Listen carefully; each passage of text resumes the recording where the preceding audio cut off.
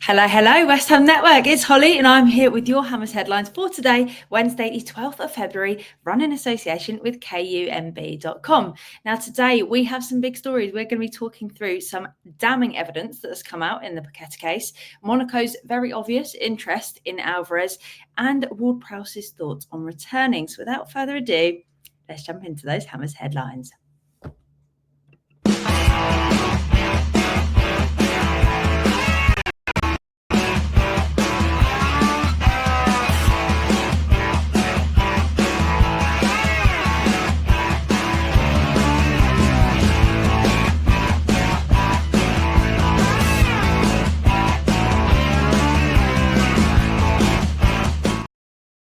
So, for your first story, it's been a very long running conversation at this point on how much evidence there is in the Paqueta case and whether he could be charged or whether it's not enough proof to be able to actually prove anything and make anything happen. Now, we know that Paqueta previously commented on inaccurate case information being shared with the press, saying that it was impacting how fair his hearing could be.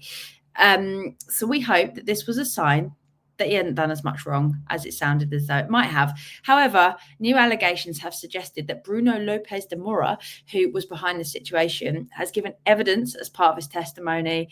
And this evidence is pretty damning, to be completely honest. So he said that the yellow card that Paqueta got against Villa on the 12th of March 2023 was a birthday present for Paqueta's brother, saying that he'd made a bet on the match, getting privileged information from somebody called Marlon. Marlon was said to have received 13.5k from Bruno Tolentino, Paqueta's uncle, over 5 transactions. So basically, there's a few people that were in on this scheme, and it sounds as though it was a very silly decision because £13,500 is a very small amount compared to what Paqueta earns on a regular basis.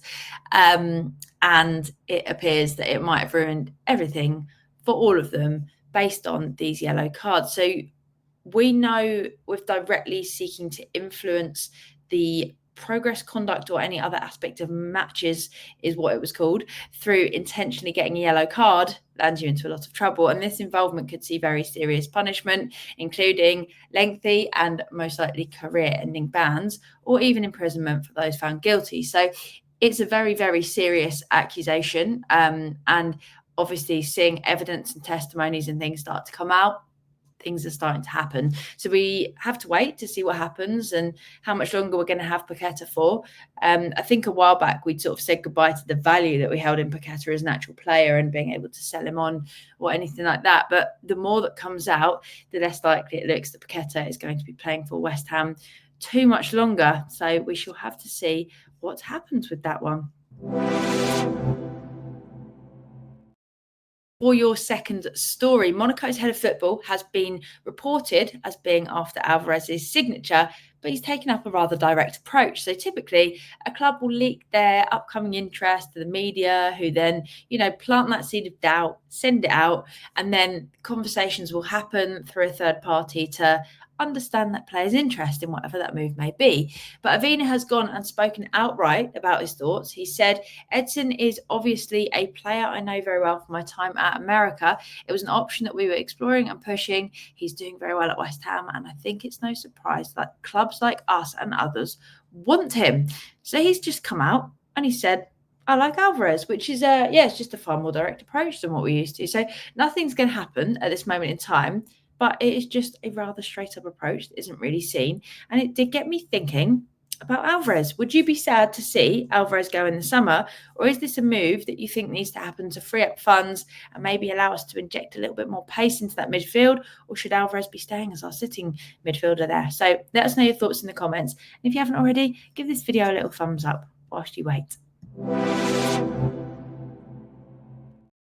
Finally, for your last story today, James Ward-Prowse is back training at Rush Green and he's excited to wear claret and blue. A happy story. And once more, he wants to do well for us after his spell at Forest. Now, he's said to be incredibly motivated and in great fitness, which is what we want to hear, despite him struggling to get minutes at Forest.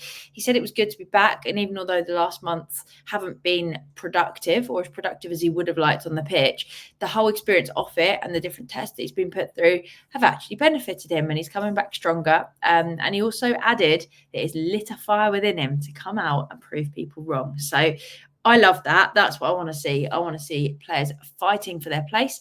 I want to see players fighting to perform. And I want to see players fighting for West Ham. So we've got a fired up James Ward-Prowse ready to hit the ground running. And I'm excited for him. I am excited. So here's hoping that he can impress under Graham Potter.